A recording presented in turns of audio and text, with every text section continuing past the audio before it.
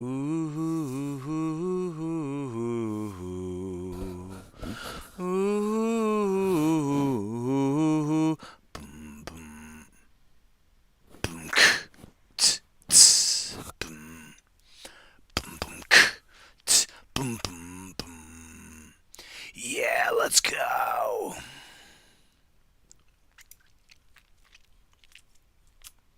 Mm-hmm, mm-hmm, mm-hmm, mm-hmm.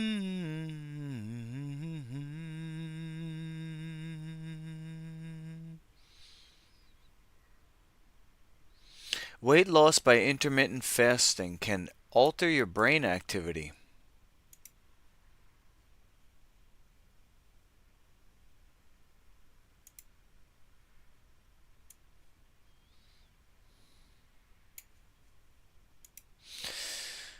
Okay, now before I start this,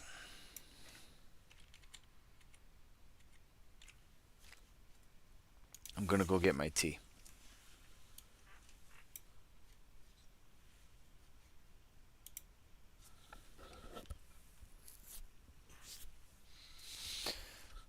Hey, Rick. Um, I'm sorry, bro. I know you come on here for like not to hear me bitch and moan. I guess having a brain injury or brain scarring, whatever it is at this point. I guess it's not an injury anymore, or maybe it is. I don't know. That combined with aging and you know other environmental factors, leaky gut,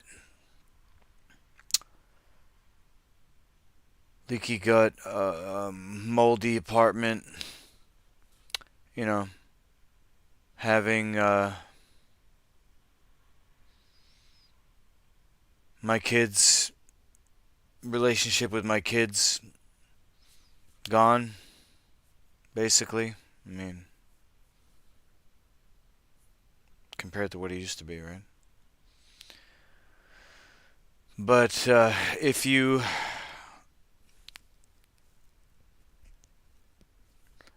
if you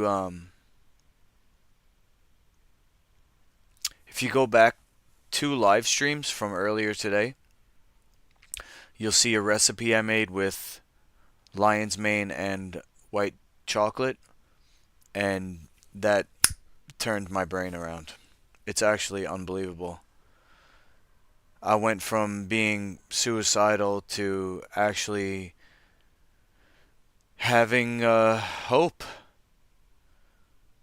I'm planning now to become an online health coach. And I'm not going to completely walk away from martial arts, but I am going to change directions. And I'll talk more about it as I you know as I develop the plan more. I just reason why I'm a little late coming on the news is because I was just reading an article how to become an online coach. And let me tell you, it looks promising. These people are saying claiming they're making multiple six figures and seven figures. So I think that with my training, my certification, my experience, and my name, to be honest, I have a name. I have a Wikipedia page. I think I think I could be a profitable health coach. I'd be doing something that I care about, helping people and working for myself.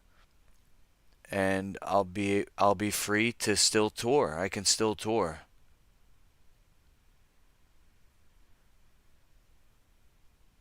So I'm thankful to Dr. Jubb for opening my eyes.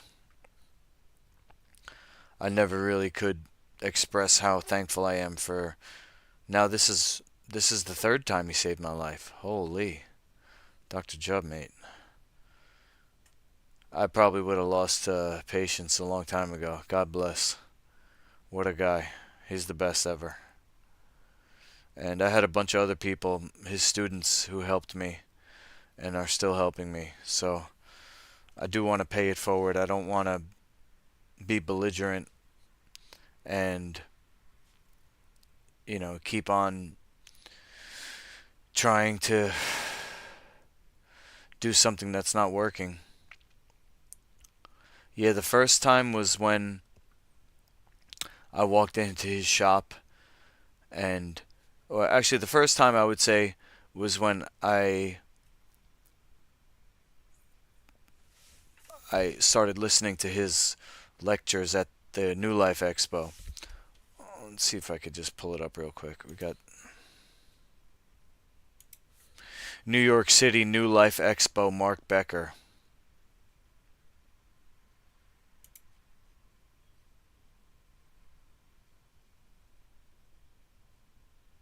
Um,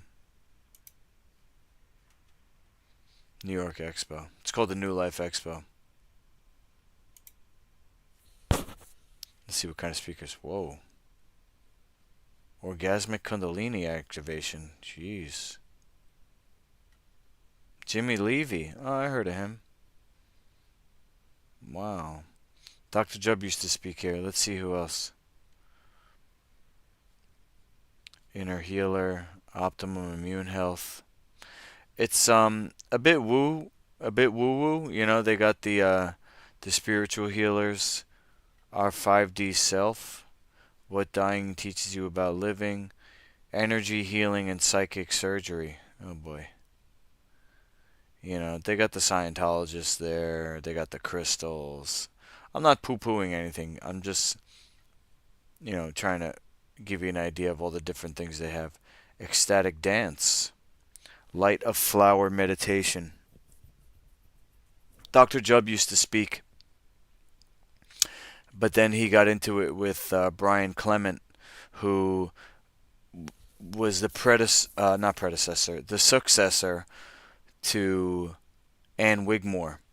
Now, just a little bit of backstory.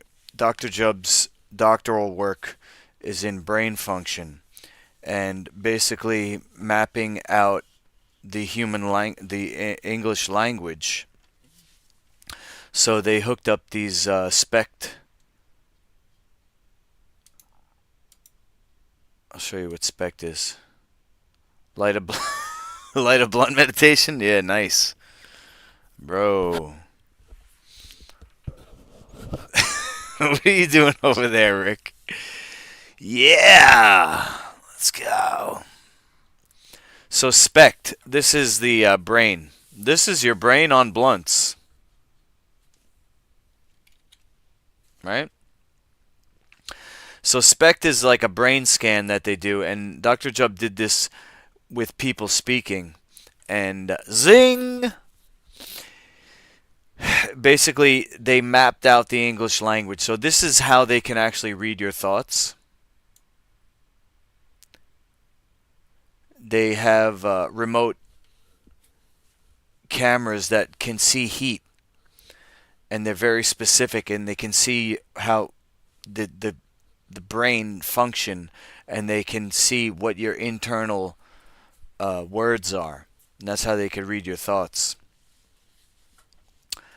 But Dr. Jubb had people, speaking, and they mapped out the English language, and they saw certain words and ways of speaking lit up the frontal cortex more, and then some ways of speaking lit up more the back of the brain.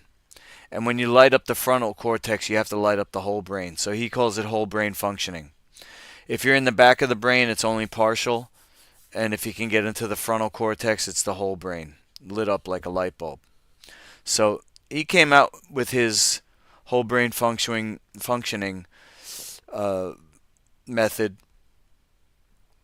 and he brought it to Ann Wigmore to teach her and her staff how to work with people. This is kind of like the predecessor to neurolinguistic programming, all the Tony Robbins stuff, and everything that they, use in executive training now to lead a team. I've spoken about this on stream before, but just to go over it again, Dr. Jubb met Ann Wigmore, and it was on the basis of whole brain functioning. But Ann Wigmore had live blood cell analysis, and live blood cell analysis is um, is when people eat, they can see what happens to the blood. And when people don't eat right, the blood gets clumped, and the cells, they're not cells, the erythrocytes get clumped together. They don't flow as much because a blood cell is supposed to have an aura of magnetic energy around it, chi, so to speak. And when you try to put two north poles together in a magnet, they can't touch. So blood cells aren't supposed to touch each other, and they're supposed to flow. It's called being discrete. The blood's supposed to be discrete and smooth, flowing. But if you don't eat right, the blood gets clumped. They get stuck together, and worse. If it happens over a longer period of time.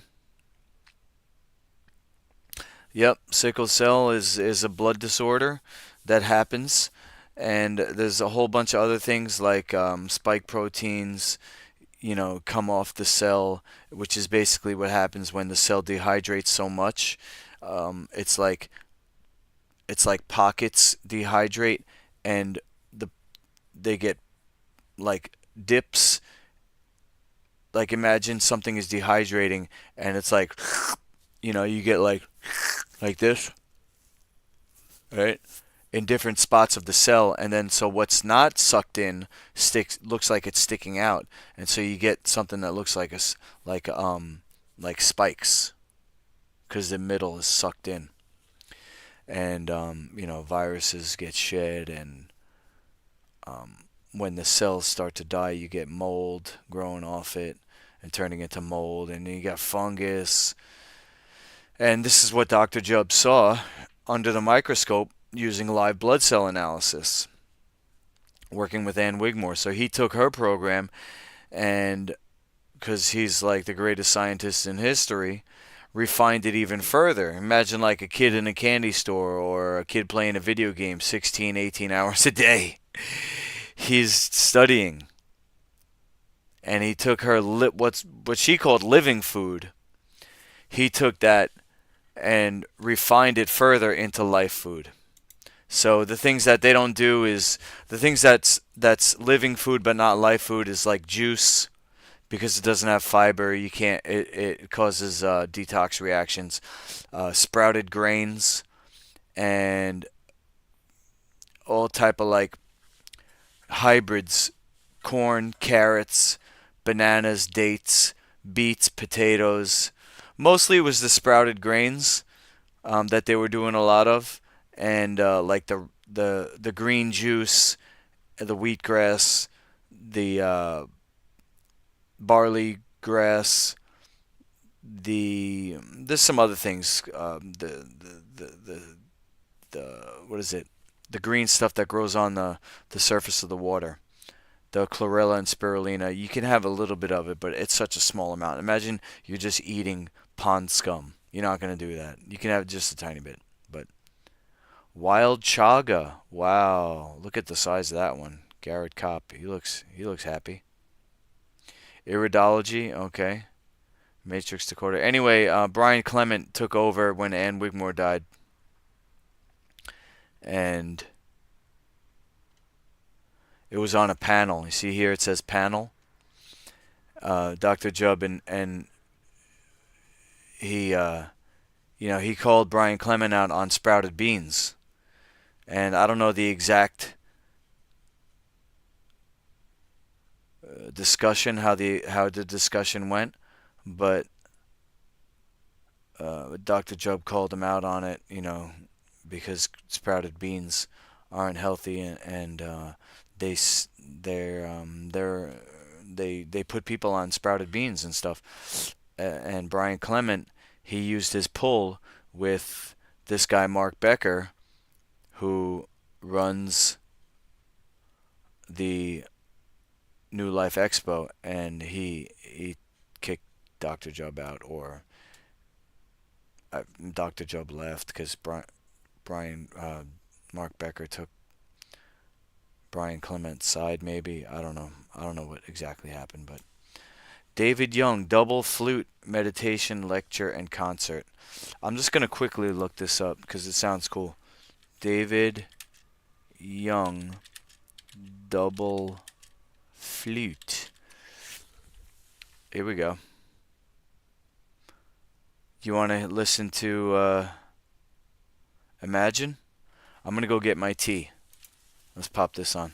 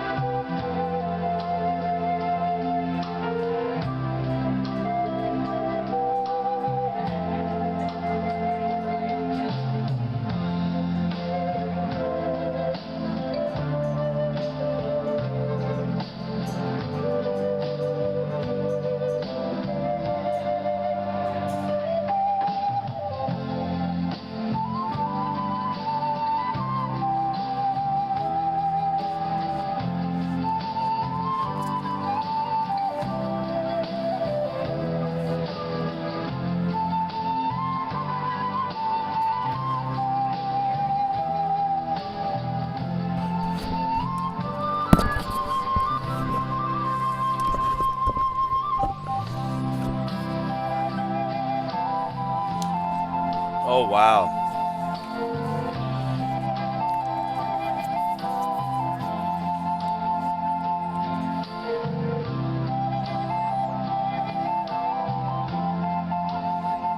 Yo.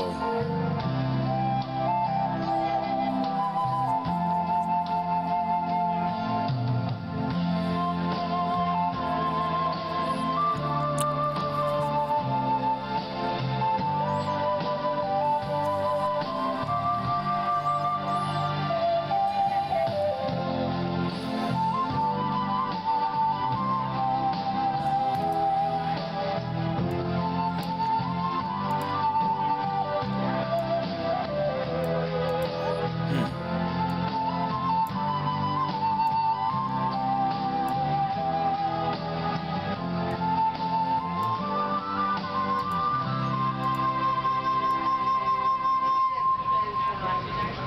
Amazing. How? Imagine? Wow. Good job. Into intermittent fasting? Tinkering around with the trendy weight loss method. Wow. Just listen to the bias. Because you have to eat all the time, apparently, according to this article. If you don't eat all the time, you're doing something trendy. Sheesh. Could be messing with your brain.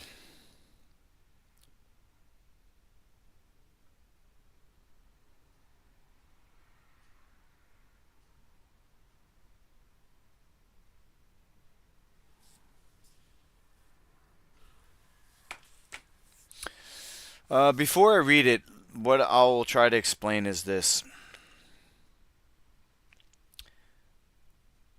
Could be messing with your brain because the people are not breaking their fast properly. They're eating starches, and that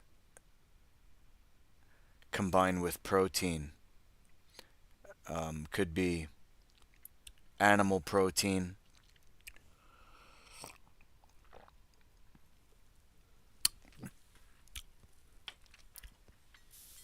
Researchers at the Health Management Institute in Beijing found that intermittent energy restriction can lead to dramatically changed gut bacteria and brain activity with both positive and negative effects.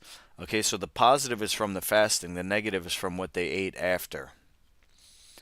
The diet involves alternating days of fasting or something close to it with days of normal eating. Study participants lost average of about 16 pounds over 2 months. It's been criticized for its alleged risks, ranging from diabetes to death. Okay, really? You're gonna die if you don't miss one. If you don't eat for one day, you're gonna die.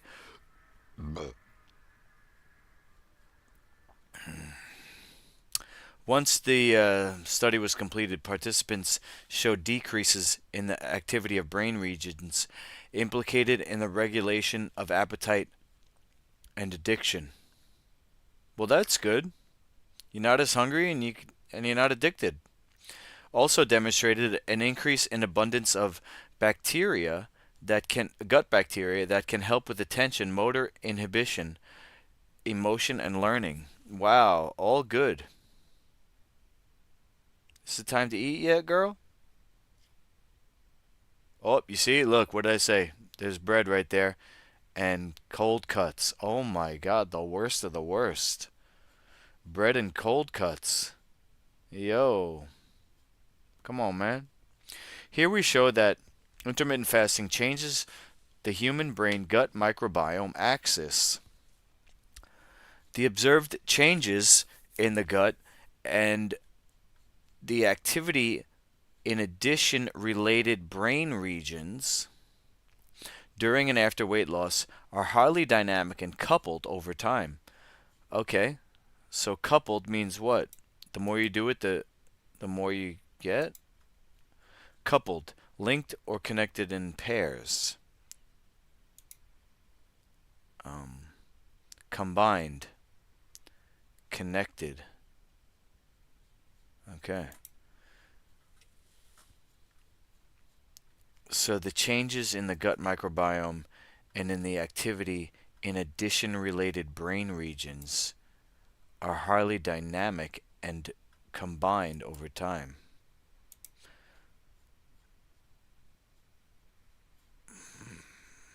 Okay.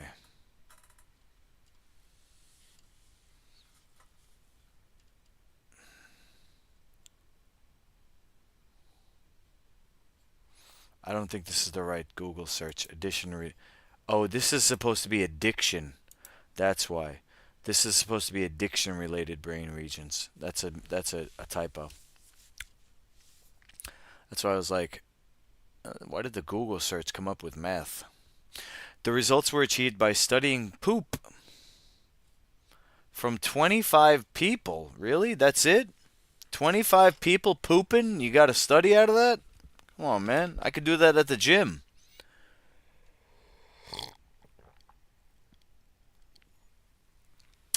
Participants went through a 32-day highly controlled fasting phase where they ate dietitian designed meals. Oh boy. Dietitians. They're the ones giving you. Dietitians are the ones who make the menu at the hospitals. You ever seen hospital food? You ain't getting out of the hospital if you eat that stuff, let me tell you. After that, the human guinea pigs spent 30 days in a low controlled fasting phase in which they were allowed to make more of their own choices. Newly published, the study also suggests that the weight loss method can help reduce issues related to obesity, such as hypertension, hyperlipidemia, and liver dysfunction. Yeah, well, the liver needs a break, man. Hyperlipidemia defines an elevated level of lipids like cholesterol and triglycerides in your blood.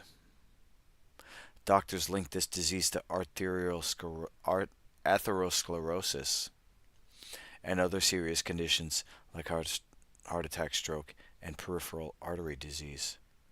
Wow.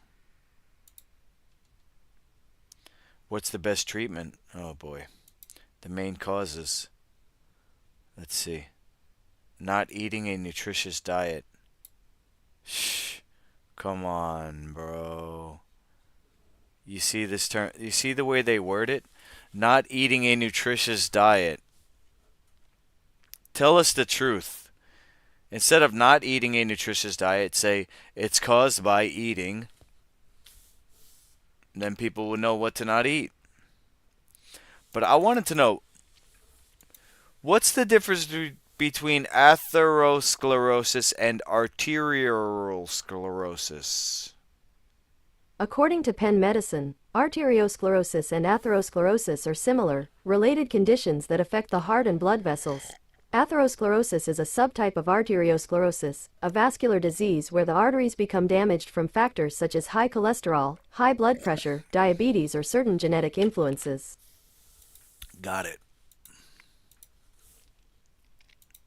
Some negative side effects were noted, however, particularly to the executive function, which would impact our will to lose weight.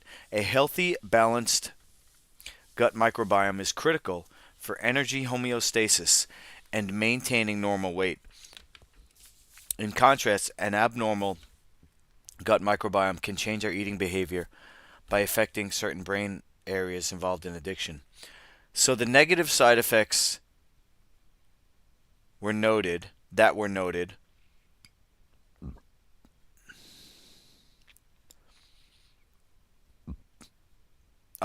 seems like the people lost weight and they didn't want to lose any more weight. That's what it said. That's what this sounds like. They lost enough weight and they're like, you know what? I feel good. I don't think I need to lose any more. Because guess what? The weight stayed off. This is not a rubber band bounce back trampoline diet. It's a lifestyle. You don't need to eat all the time. Take it from me. I barely eat and I'm a professional athlete. The next question to be answered is the precise mechanism by which the gut microbiome and the brain communicate in obese people, including during weight loss. What specific gut microbiome and brain regions are critical for successful weight loss and maintaining a healthy weight? What this should say is, what specific menu will support whole brain functioning and help somebody to get back their health, including losing weight and organ function. And that's exactly what I do.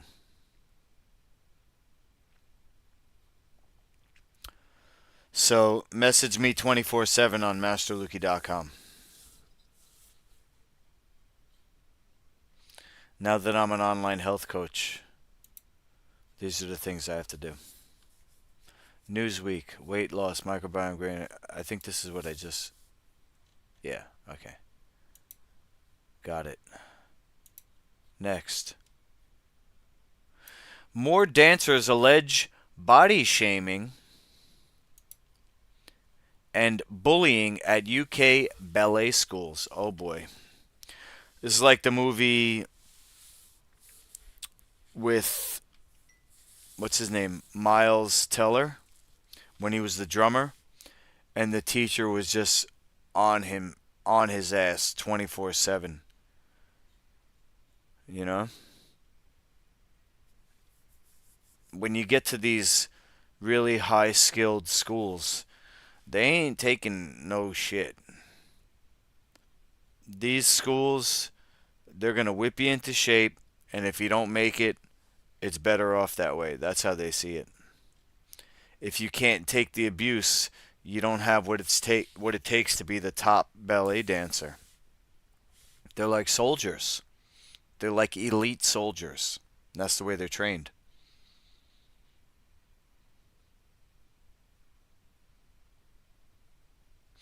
Dozens more ballet dancers have described body shaming and bullying at schools across the United Kingdom. One ex Elmhurst Ballet School. Let's look up Elmhurst Ballet School.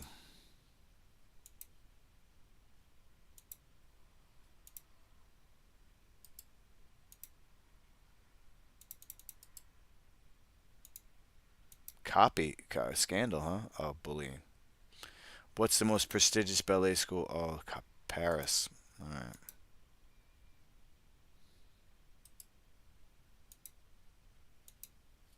Elmhurst Ballet School. Look at this. They got their own Jerusalem Dance Challenge. Let's see Century.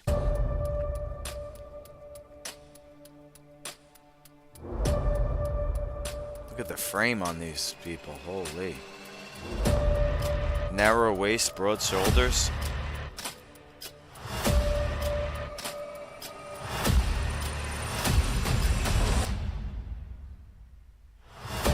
Lean.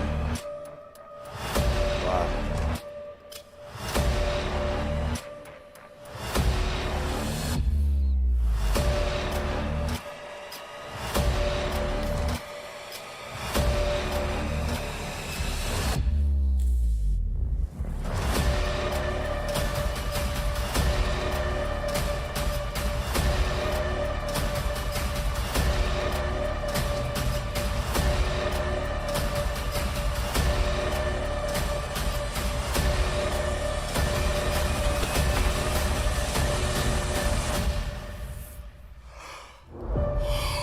Okay.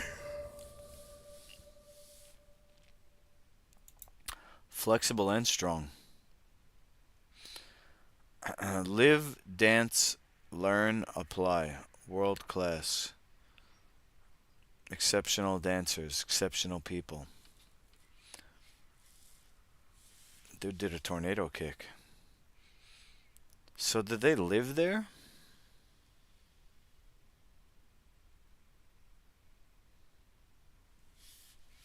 Theater. Oh. Hmm. The bistro. Oh. Oh, the weight room. Wow. Massage. Oh. Wow. That's that's that's something else, huh? Elmhurst Ballet School. Let me see something here. Boarding. Okay. Food and nutrition. So, what's the deal? If you're making the food, then how can you be body shaming them? You got to up the menu. One ex-student says she was shut in a room by staff while having a mental health crisis. Another developed anorexia and came close to suicide after attending the London Vocational Ballet School. That's really bad. Both schools said their records differ from the accounts given to the BBC, and that student welfare was a priority. In total, I could just imagine, picture a British teacher with an accent like, "The child is lying." In total, BBC's now spoken to more than 100 former dancers who attended the UK schools from the 90s to the present day, and all claim they experienced a damaging culture. I could see that. I could definitely see that. An industry that's like having a fight school and they interview 100 former fighters, and the fighters say, "Yeah, my body's banged up. You know, was it worth it?" I was thinking about it today. I got two shoulder separations. My left knee's hanging on by a thread. My right knee's damaged.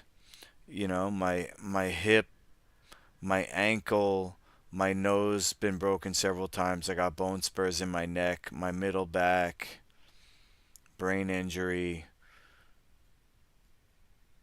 cauliflower ear. I surprisingly didn't get any cuts over my eyes. I don't have any scar tissue over my eyes. I guess that's the one thing that's. I still got a pretty face. Oh my god. Okay. Do we want to learn more about this? Sian Mort, 21, attended Elmhurst from age 11 to 17.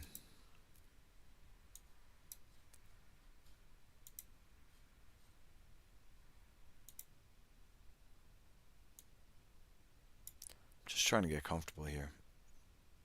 I'm leaning back in my chair. And says she was contained in a room alone 3 times while having a mental health crisis. Go to your room. The pastoral care staff. What does pastoral mean? Especially of a land or farm used or related to the keeping or grazing of sheep or cattle. That's not it. In the Christian church, concerning or appropriate to the giving of spiritual guidance. Okay. Um, okay. Having the simplicity, charm, serenity, or other characteristics generally attributed to rural areas. Shepherds or herdsmen. Okay, so basically, it's in work. What is this? The part of the work of teachers and priests that involves giving help and advice about personal matters. Okay, so this is like the counselors. The council staff shut me in a room in the medical center and left me crying and screaming hysterically for hours. Oh my gosh, they couldn't handle it. That happened to me once in jail. Not jail, in the police house. I was screaming for my sons and crying. They said if I didn't stop, they were going to get the medical staff and shoot me up with tranquilizers. Yeesh.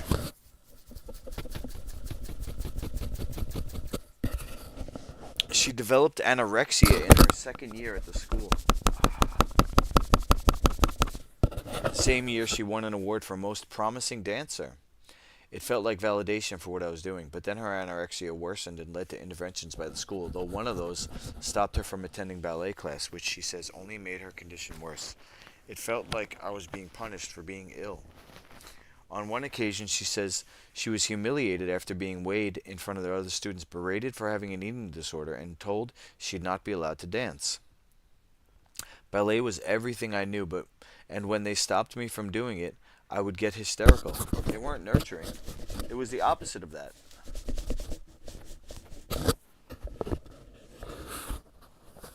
She describes feeling like a bear trapped in a cage, being pushed into even more hysterical states.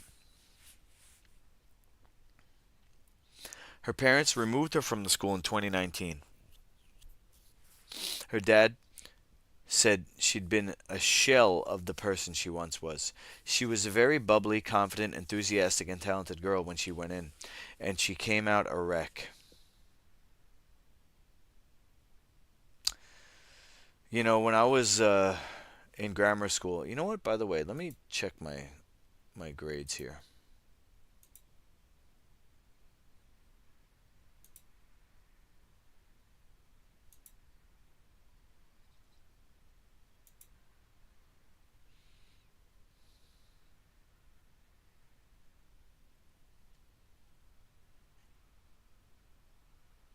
Okay. So what's my overall grade then?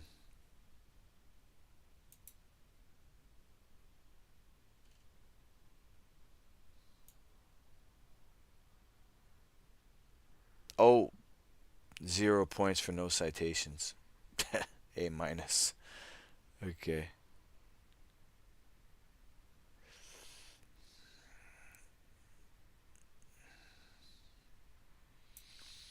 All right, I got an A minus on that. Oh, wait a second, that's the same one. Project 2.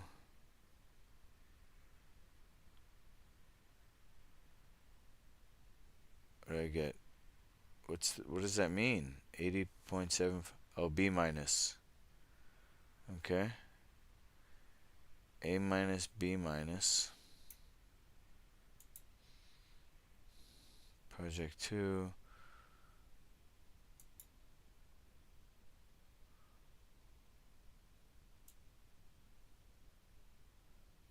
Okay.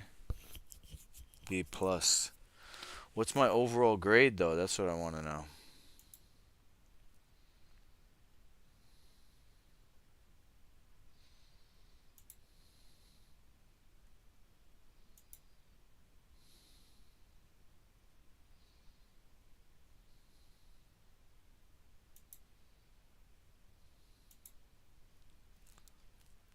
Hmm.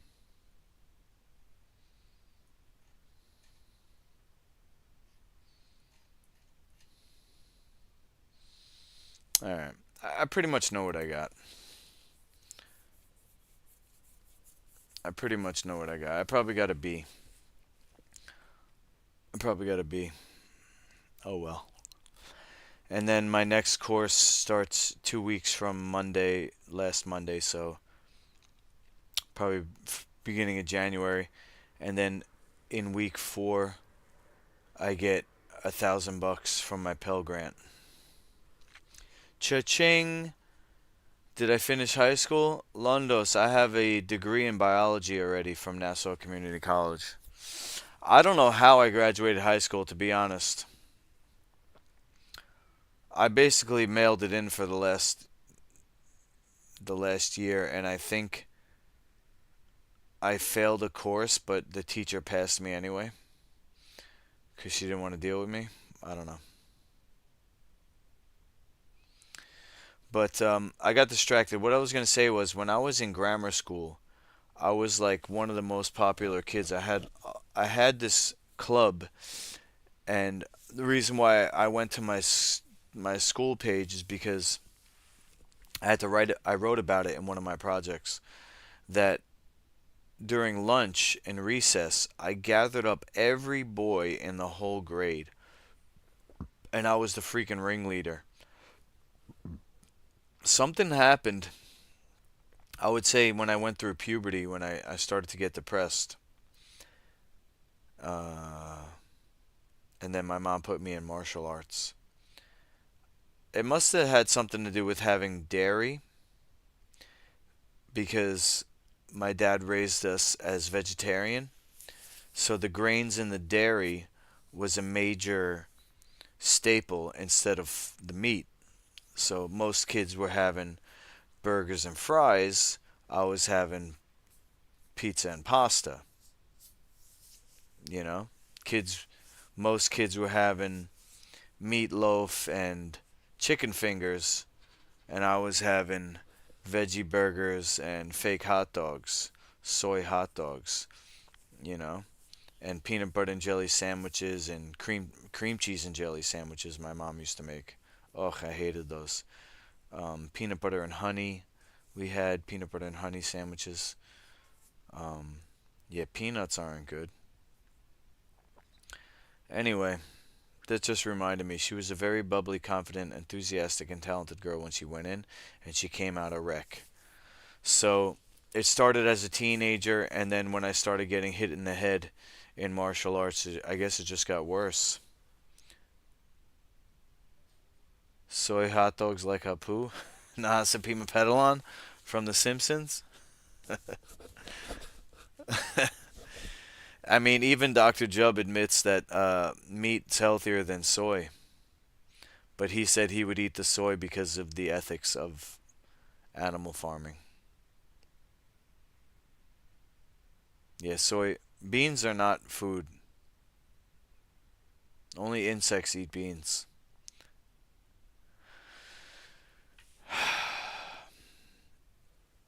Anyway, I don't think I have an eating disorder though. Fasting is not an eating disorder. Fasting is healthy, and there's a lot of scientific research to back it up. But eating disorders are one of the most prevalent issues at ballet schools, and this place didn't even have any idea to deal with it, how to deal with it. No evidence had been found that the staff had breached their position of trust and said they and that they had acted in good faith to safeguard the health and well-being of the child concerned. The school couldn't comment. You look like a bodybuilder. Oh. Madeline says they made her want to kill herself. One teacher in particular would say things to me that were awful. You sound like an elephant when you land. If you were lighter, you'd land lighter. You look like a bodybuilder. The school has about 50 students, and its mission statement is to prepare them to be future stars in upper ballet school training. Madeline says the staff told her not to apply to go on to the prestigious Royal Ballet School, telling her you won't get in because of your body shape. She developed anorexia. She blames them for manipulating her young, vulnerable mind. Because when I first went to that school, I didn't think there was anything wrong with my body. She said she believes the industry wants functioning anorexics who don't complain. Well, you can't blame the school then if it's part of the industry. It's the whole industry. I mean, blame ballet. Don't support ballet then. You know, it's like people who don't support SeaWorld because of what they do to the animals. Don't support ballet because of what they do to the people. If you care about animals so much that you won't go to the circus, then boycott Ultimate Fighting, boycott ballet, and any other industry that treats people like animals. Studies show that ballet dancers are about 3 times more likely to have eating disorders than the general population. She won a place at the Royal Ballet in 2021. Nice, Madeline. When she was in the grip of her anorexia, which escalated, she says, because the competitive environment among the students there normalized eating disorders. I knew I had to quit ballet or I was going to die. She hasn't danced since. You see? The government's sending me these stories to teach me. I knew I had to stop fighting or I was going to get seriously injured and I'll never be the same. And I haven't fought since. It's left a deeply ingrained sense of worthlessness in me. Oh, I can relate to that, which I fear will stay with me the rest of my life. Well, give it time, Madeline.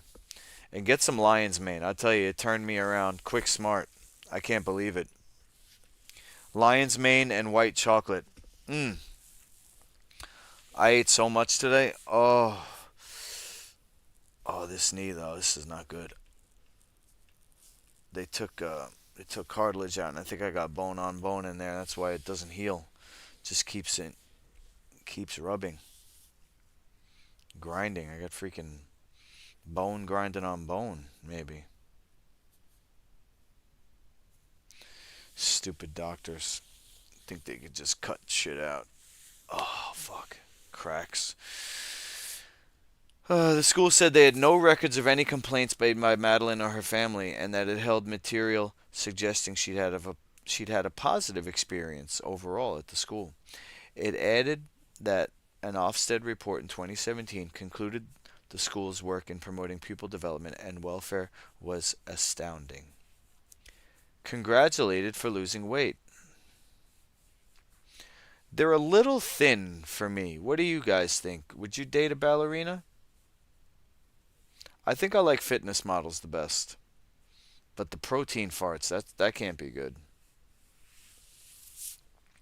I think I would like a vegan fitness model. I mean, that's what my girlfriend is now, but I'm just saying in general. Vegan fitness model, female.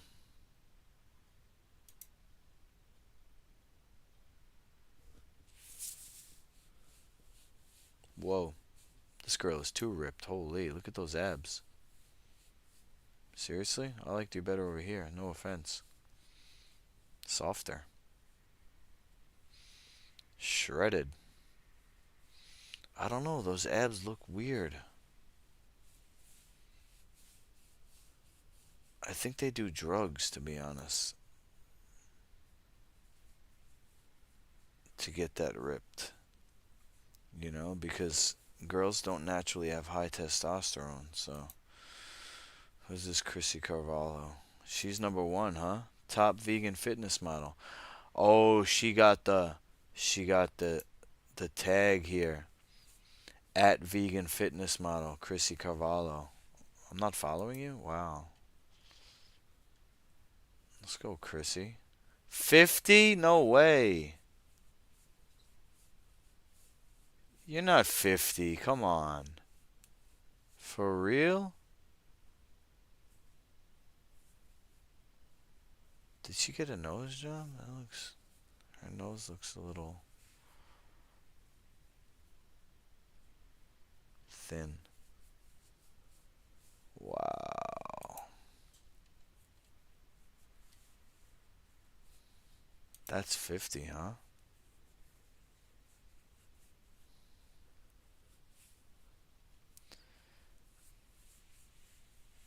Ka-ching. That's gonna be me in 5 years. Vegan fitness. Vegan health coach. 10 years online as a vegan athlete and coach.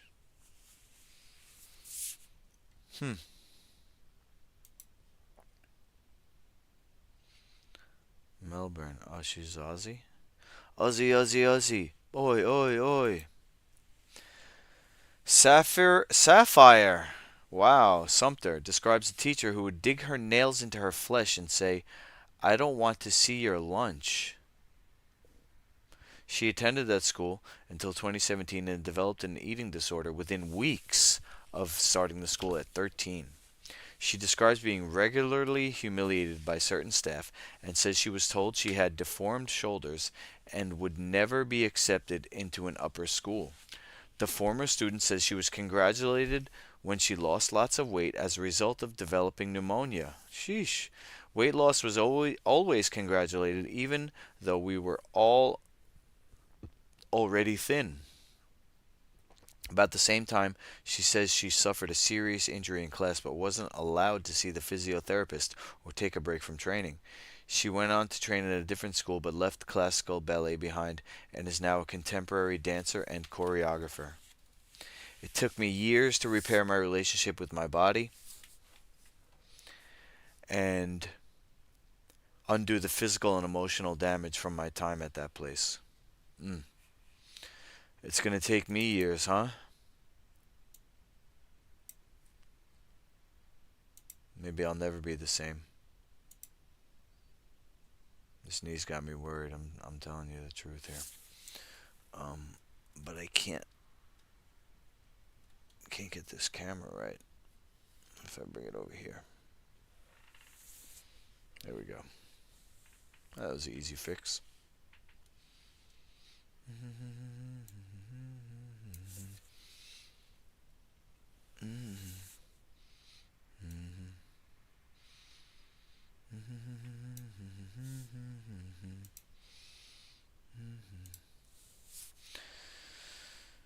The school disputed the claims and said it held significant evidence to the contrary, but it could not discuss private information. It said, we're very sorry to hear that she suffered, but the details presented to us by the BBC simply do not correspond with our own records.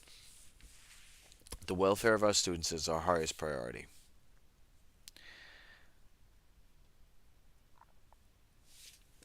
Oh. Let me look this girl up. Sapphire Sumter.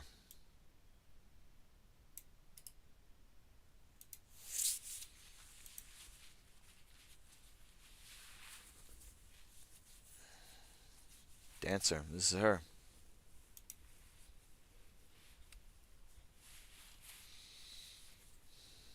Let's see.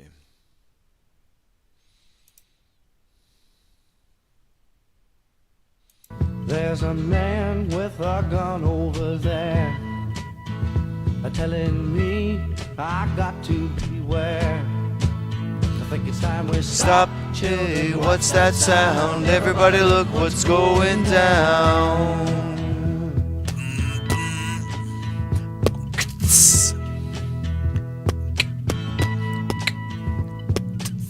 There's battle lines being drawn.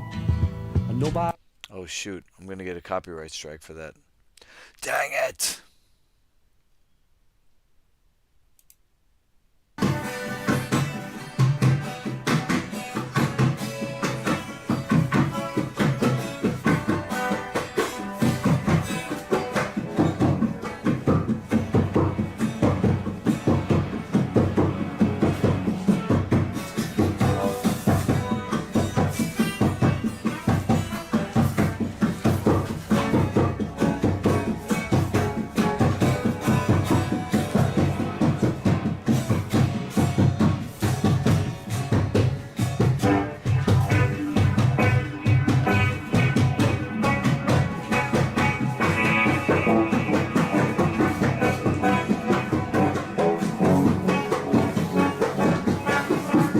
Okay.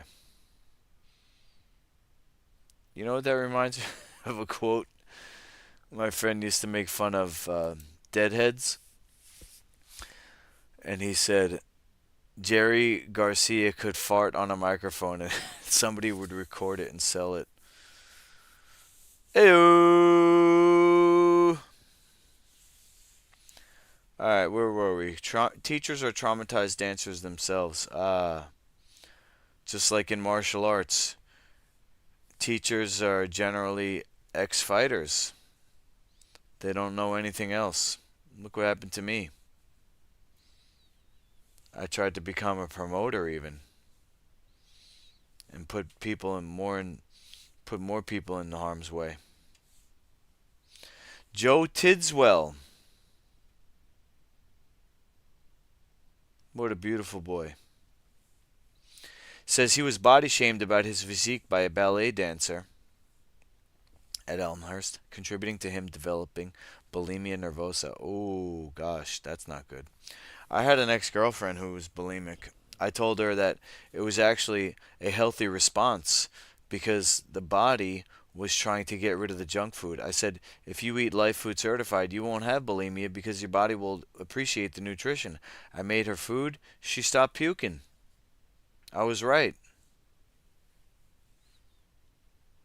Bulimia is when you're eating things that the body is like, oh, we can't have this in us. Especially a dancer because they're so thin, they're so sensitive.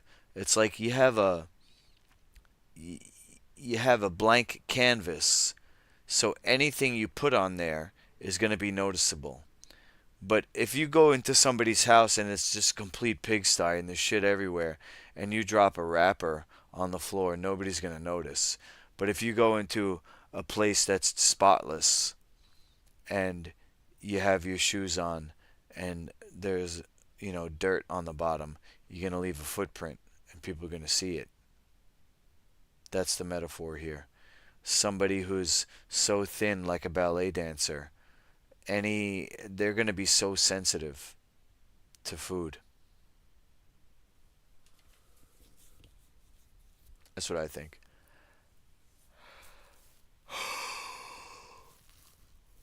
But it could be also mental because, like what they're saying, he has to be a certain weight. So he says another staff member made completely inappropriate comments to his girlfriend about their sex life. This staff member would also intimidate girls who were suffering from eating disorders by calling them out of class to be weighed. Yo, that's not cool. He graduated from the school in 2019 and describes it as a damaging environment for young people with mental health issues. He remains outraged at the bullying he says he witnessed from staff and experienced, and believes some of the teachers were traumatized dancers themselves. Some teachers didn't seem to have any idea how much their comments can stick in a young person's mind, sometimes for years, says Joe, who's now at medical school. When parents send their child to one of these schools, they need to know what they're getting themselves into. Elmhurst says it was not made aware of any complaints by Joe during his time there. It added the promotion of good physical and mental health is an absolute priority at Elmhurst and will always act immediately whenever issues are identified. The school says it now employs a mental health nurse specializing in disordered eating and a further registered mental health nurse and counselor to ensure our students have all the support they need. Following an inspection in October, the school has been rated outstanding by Ofsted. Blah, blah, blah. Okay. Ugh. In addition to the people who've contacted the BBC, Dino Nocevelli from Lede Solicitor says he's spoken to 180 former dancers who all say they've experienced bullying and body shaming from staff at their old ballet schools. He said we need a culture change, but this can only be achieved when ballet accepts there's a problem and then it has to change. My last thoughts on this, now that I'm getting into online coaching, I'm really having a major focus on my physique. And so if you go back one live stream to me working out at the gym, that was extra work that I was tired for, but I did anyway. And I was thinking about that, becoming an online fitness, health coach and looking the part, as well as what my son told me is that he wants to get a six-pack. So if I can get into incredible shape, including having an 8-pack, I might be able to be somebody that my son will want to listen to, instead of being his dumbass father who abandoned him and ain't shit and had a stupid dream of becoming a mixed martial arts promoter with no head contact. That didn't work out. So basically the last 15 years was a wash, and I ruined his whole childhood because I wasn't there for him. And so he doesn't really want to talk to me, and whenever we do talk, he's very sarcastic like his mom. And, I don't blame him, and I always thought like, oh, if I could just become somebody cool, he'll want to be around me, and I thought I was going to do that with Master Luki's League of Champions. But now, maybe I can do that with Master Luki Health Coach. And, if I can become a 6-7 figure health coach, I'll have the money. I'll get his favorite car, a Super MK 7, 1996, I think it is, or 2004. I forgot what it is. What is it? Let me look it up. Sorry, Christy. I'm out of here.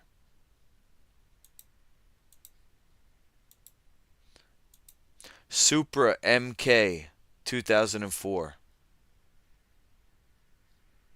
Yeah. That's the one he likes. Maybe he saw it in Fast and Furious or something. Yep, here it is, look.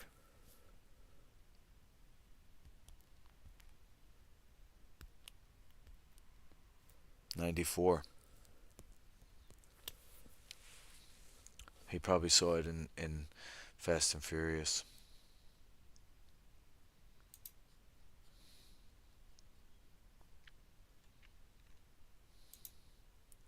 $100,000.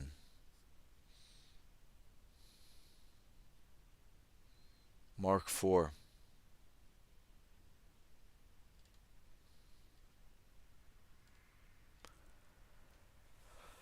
Okay.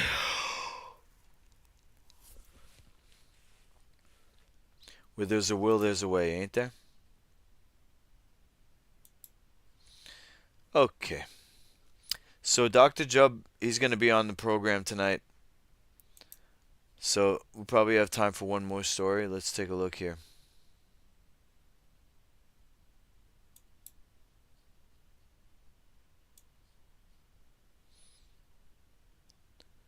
The boy aiming to break a running world record when he's 62. There he is. What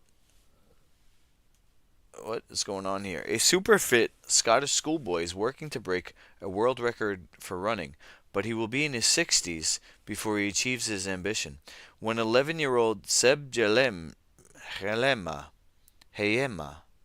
Seb Hayema learned that runner Ron Hill ran every single day for 52 years and 39 days, he decided he wanted to beat it. Since January, he's run at least 1.9 miles every day, even on school trips, a ski holiday, and in sweltering heat in France.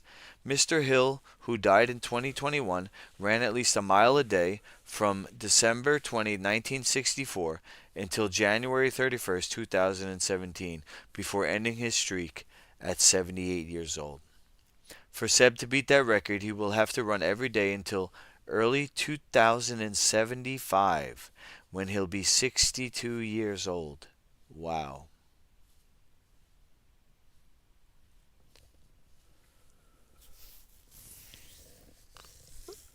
Who wants to take bets on this? I'm going under. I've started 16 years before Ron did, so I hope it's possible to beat his record. I have a dream, said Seb, who was named after Olympic middle distance runner Baron Sebastian Coe. The hardest bit so far was when I was ill in November. I had to keep getting out of my bed to run. I felt dizzy and it was really hard, but I was encouraged to keep going because I did not want to break my challenge, and also because I've raised 1,600 pounds so far for charity. His longest run was 15 miles on his birthday in August across the 7 hills of Edinburgh in less than 4 hours. He ran that and then had his birthday party. That's how bonkers he is, his mom Claire said. Wow. His mom Claire is 40. Aw. She's younger than me. When he was ill, I felt like a terrible mother when he went out running. We never pushed him to do this, and I wish he would take a day off, but he's really committed. We went to the Alps skiing, and I thought it'd be done, but nope, he managed to run up and down the roads which were clear of snow and ice. In France in the summer, it was roasting hot, and it almost killed him running in that, but he couldn't breathe, and he was sweating and barely moving.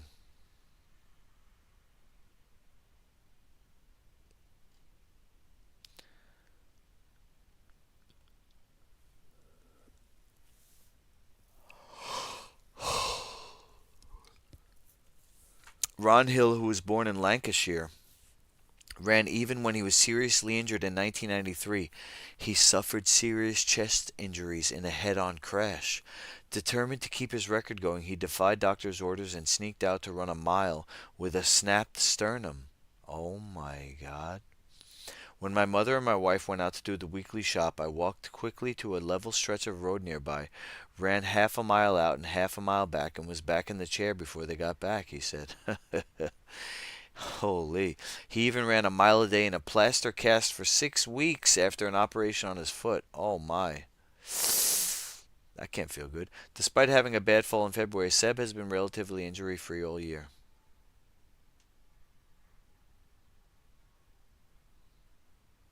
His teacher, Bruce Wilson, taking him out for an early run before activities on a school trip.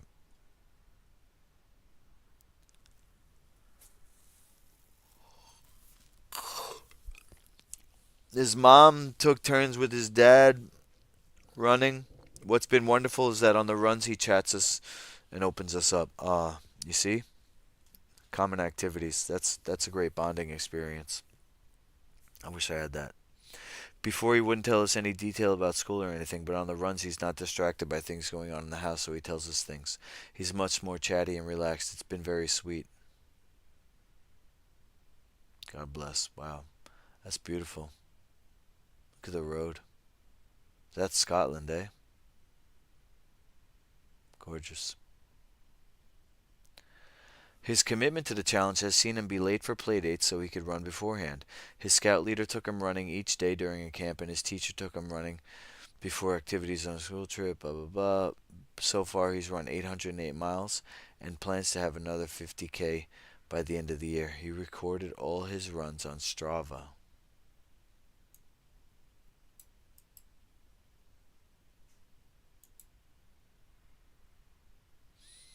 Okay, it's an app. I feel like it's been a long way. I'm proud of myself. The secret is to keep eating. All my friends encouraged me, and I'd love to give a shout out to Harrison and Amos for all their pep talks to keep me going. Hey, cheers. Cheers, little Seb. 11:31. Why did I think it was much later than that? All right, we got time for more. Getting sleepy though. This is gonna be a tough one tonight. Oh boy. Older weight loss drugs are making a comeback, as Zepbound, Wegovy remain out of reach for many.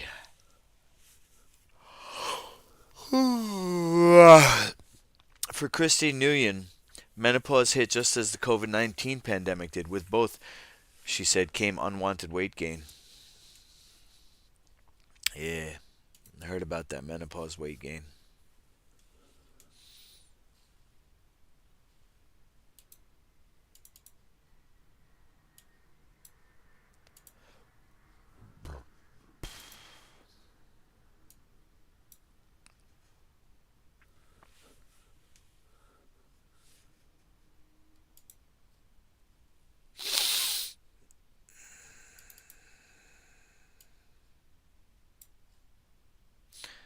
Okay. I gained 30 pounds in about 2 years. Yo. And so I was sort of desperate to find something to help. She tried Weight Watchers and the keto diet, hoping to lose weight and to be able to stop taking her medicines for high blood pressure and cholesterol. Yeah, the keto diet's not going to do that because there's so much animal protein. The blood pressures and cholesterol are going to stay high or get higher. She found herself on this 15-month journey with Ozempic and Wegovy, known as GLP-1 receptor agonists. They're exploding in popularity, but can sometimes be impossible to get because of insurance hurdles and shortages. Like an increasing number of patients, she began taking a decades-old prescription drug for weight loss. People come in the door seeking treatment with the GLP-1, and then for whatever reason they can't get it or change their mind, her physician said. Older weight loss drugs have several benefits. Affordable, less likely to be in shortage, and different side effects. Could you imagine? And they're pills instead of injections. Could you imagine you just taking something and you're accepting that there's going to be side effects? There's no side effects to fitness and nutrition. There's literally no side effects to eating healthy and working out and losing weight the right way. So why would you accept that the drugs you're going to take is going to have negative side effects?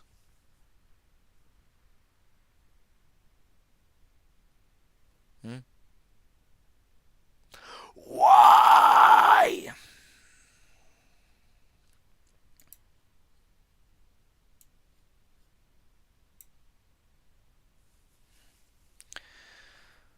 As overall prescriptions of weight loss drugs have soared, the older drugs also have, but not as much.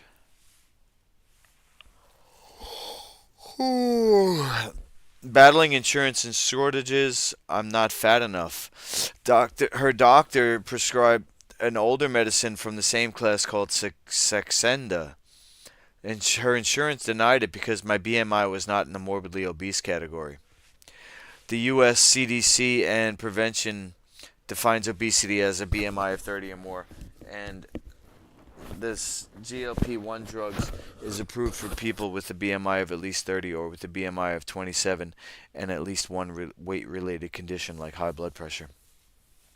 The CDC classifies BMI of 35 to 40 as class 2 obesity and 40 and higher as class 3, or what some refer to as severe or morbid obesity.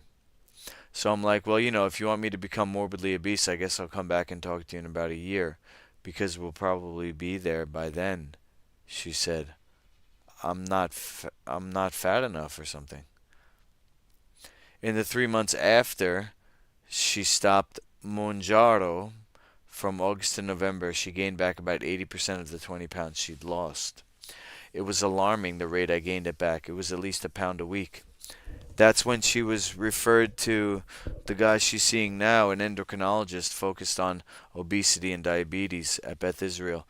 So he's got a specialty prescription.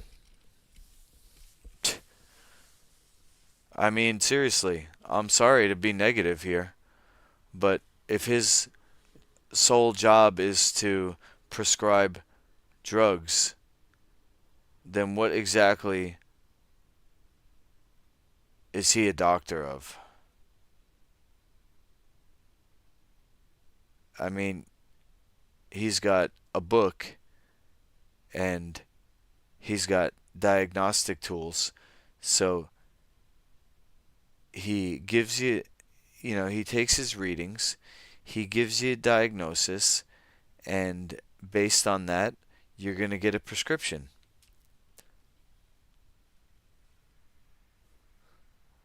Simple as that. This is a conversation the doctors has I'm sorry, Duche is a female. She's had with many of her patients as the popularity of these drugs um, leads people to seek treatment where they might not have before, but then they encounter barriers.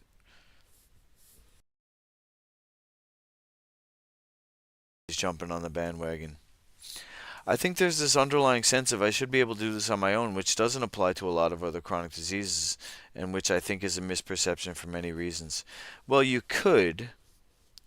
You might need a trainer, you might need a health coach, but you could do it without drugs. That's what we can say. Not that you can't do it on your own, but you can. Not that you can do it on your own. You still probably need somebody like who's going to coach you, but you can definitely do it without drugs, and that goes for all the chronic diseases as well. So, unfortunately, for saying something like that, I'm not going to get my channel monetized. It's just, you know, should have been monetized already, but they basically want me to stream all day every day, but then I still have to apply, and they'll go back and they're using their talk to text AI technology to get a transcript of what I'm saying, and then they run that through a word recognition software, and the words that come up, they're looking for phrases like, anti-vax and, things that I say about drugs here. It's like, being into natural healing is not going to be good when YouTube is um, in bed with the CDC. So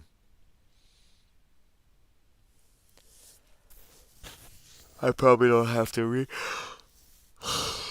read anymore. I'm literally falling asleep though. That's not good. Dr. Jub's calling. I'm calling Dr. Jub at midnight. Why? Why am I doing this? I mean, I'm doing it because Dr. Jub wants to call in, but why am I doing it so late? I mean, what's wrong with me?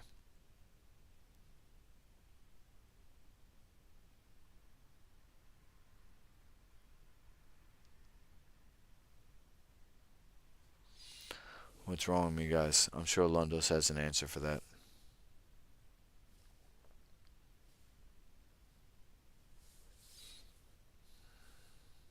Hmm?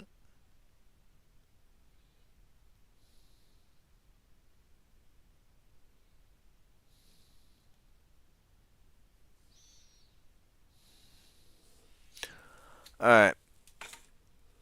I don't think I'm going to read any more of this. Sorry if you were into it. Moving on.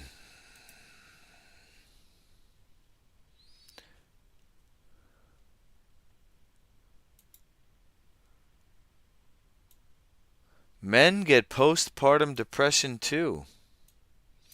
We need to talk about it. After giving birth to my twins while still recovering in the hospital, I was given a survey. Mixed among the paperwork to fill out about my boys was a sheet to fill out about me. The postnatal depression scale, a commonly used tool to screen for perinatal depression. I filled out the form responding to prompts such as I've been so unhappy that I've had difficulty sleeping, and I was relieved when I could tick the box for no, not at all, instead of yes most of the time. For the next 6 months, at every pediatrician appointment for my sons and postpartum appointment for me, I was given the same survey to complete. Postpartum depression is possible up until a year after birth. My husband, who, yes, was never pregnant but did also have a wallop of new and existential responsibility heaped into his life with the arrival of our sons, was never asked at any of our appointments about his mental state, and he absolutely should have been. Many doctors already understand that the mental health of the parents is an important factor in the health of the baby, hence why I was screened by our son's pediatrician as well as by my own physician. All new parents should be screened for depression because the health of the entire family depends on it. Postpartum depression affects 1 in 7 women. It can be severe and debilitating, limiting a woman's ability to care for her child and for herself. It's encouraged but not mandatory for doctors to screen postpartum women for depression. Less than 50% of new mothers in the United States routinely are. If women are suffering from postpartum depression, there's likely an effective treatment available. But before the treatment is possible, it's essential for a diagnosis to be made. That was a mouthful. When it comes to dads, postpartum depression is not as much discussed, and that needs to change. Research indicates that paternal postpartum depression affects as many as 8 to 10% of new fathers. Risk factors can include disrupted sleep schedules, the hormone changes that men undergo after welcoming a new child, not to mention the life changes and financial, emotional, and social stresses a new baby brings. Of course, there are biological considerations as well, and men are more vulnerable if they have a history of depression. The truth is that paternal postpartum depression is common. I'd never heard of it until my husband was affected. I don't think 8 to 10% is technically common, but maybe if you have a large enough segment of the population, 8 to 10% could be actually a lot of people. For the first 2 weeks, my husband was exactly the parent I knew he'd be, loving, gentle, and kind. But then suddenly he wasn't. He was distracted, forgetful, distant, quick to anger. I chalked it up to exhaustion until I just couldn't anymore. He began to have fears and thoughts that made no sense. The babies were conspiring against him. He confessed he would look at them and feel nothing. He lost all reason when they cried and would shut down, unable to help. With 2 newborns, I didn't have the bandwidth to help him myself, and instead I took on his share of the child care load. It was stressful and painful for both of us, and I'm sure our children felt it too. Yeah, the children get affected. I know that from experience. I don't know. I think I'm gonna get up and walk around. So let me end the stream. I'll do one more story.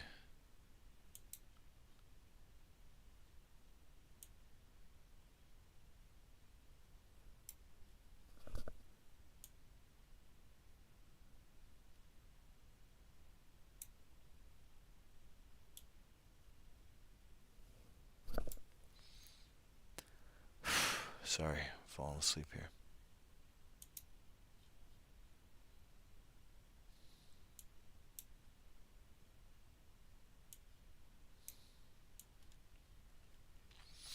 A Monsignor on a motorcycle, a rabbi who escaped the Holocaust, and priests who pack heat. Is this a joke? They walked into a bar. Meet the chaplains of the LAPD, dividing time between his parish and his police family in the City of Angels. 11:45. All right, this is the last one. There's a Monsignor with a motorcycle, a man who's both devoted to God and a devotee of Harleys. Monsignor Frank Hicks revs the engine of his Frank Hicks, isn't that a comedian? Revs the engine of his 2002 Harley-Davidson V-Rod, the roar echoing through the underground garage of his Los Angeles church. An underground garage of a Los Angeles church. There was a retreat for 70 to 80 police officers, and we rode these bikes through the desert to Furnace Creek in Death Valley, he recalled, gesturing to his other Harleys kept underneath at St. Basil's. Take a look at St. Basil's here.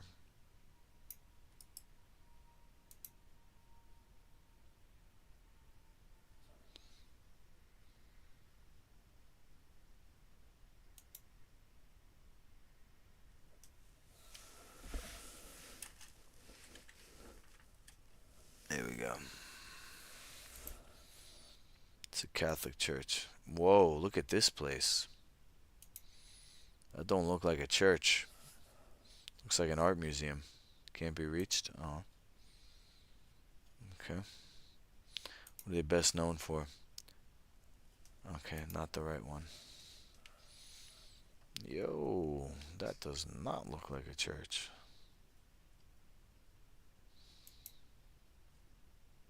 Sheesh.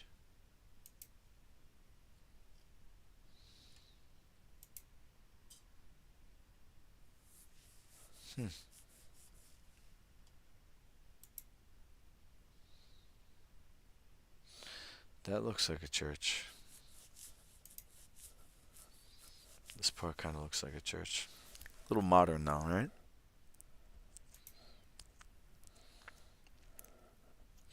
A Monsignor riding a motorcycle is rather unusual, but being with officers in those types of circumstances, you get a much freer interaction. Cultivating trust with officers, whether it's in the Mojave Desert or at an active crime scene, is a key part of his position outside the parish walls, a crucial component of his mission with the Los Angeles Police Department. The Chaplain Corps. The Corps enlists 47 chaplains, most of whom are volunteers, representing Buddhist, Catholic, interfaith, Jewish, Muslim, Protestant, and Taoist faiths. The convergence of religion in a job where trauma is a near daily occurrence offers a distinct form of counseling, making these chaplains at one of the country's largest police departments a different kind of first responder.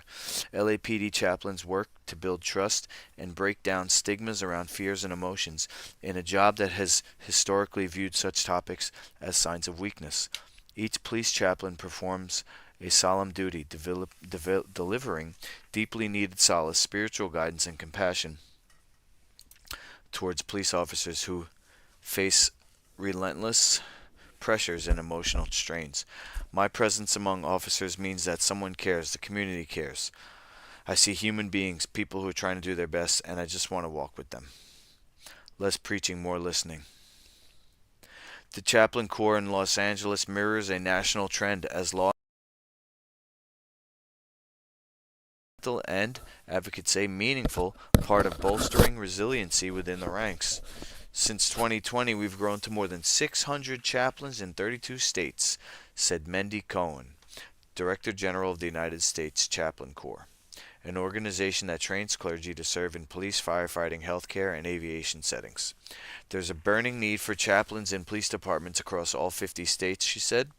There's often a stigma if officers seek help for mental health needs, so chaplains, while they're no replacement for clinicians, they're often the first line of defense, a compassionate ear, a confidential source, before the doctors or the ER. In terms of understanding the rigors of the job, 10 of the LAPD chaplains also work cases and patrol the city as sworn officers, pastors who pack heat. The group of 10 includes the department's chief chaplain, Kenneth Crawford, who says the duties of chaplaincy are less about liturgy and more about listening. I'm not there to speak sermons to them. I'm not there to try to overwhelm them with whatever I believe. I'm just there to be that person who will listen to them that they can depend on. And hopefully the experience I have in ministry will help them through the difficult times.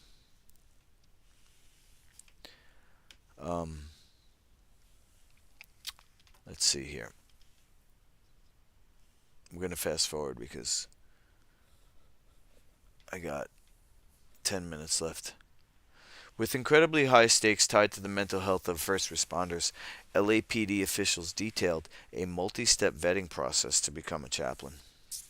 Officer Mike McCarty, a 29-year LAPD veteran who serves as the department's chaplain coordinator, said candidates are first interviewed by the Corps' 8-person advisory board. If a candidate's qualified, and they must be an ordained minister by a credible school, then a background investigation will be conducted by an LAPD officer. Then candidate will be assigned to an area for a 2-year probationary time. Yeah, I don't know. What's the point of this article? I'm going to go put some buckwheat in water and soak it so I can make dino tracks.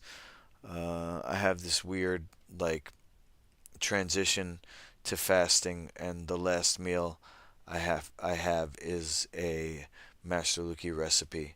So I'm gonna make it dino tracks because it's really life food certified. All the ingredients are living, alive. The salt, the sprouts, the pumpkin seeds, the sea moss.